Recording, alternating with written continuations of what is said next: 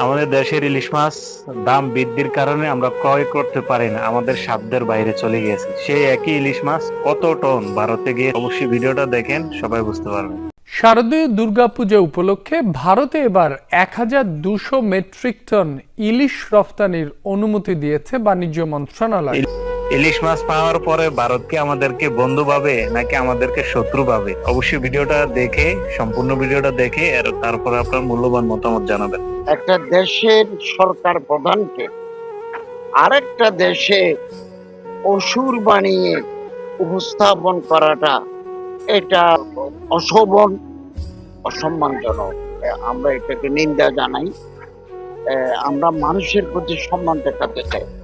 Political difference মানুষের ভিতরে থাকতে পারে, তর্ক বিতর্ক থাকতে পারে, কিন্তু একটা দেশের সরকার প্রধানকে বিকৃত করে অসুর বানিয়ে উপস্থাপন করা, অসুর তো ডেভিল, অসুর তো শয়তান, তো এরকমটা চিত্রায়িত করা এটা দুঃখজনক।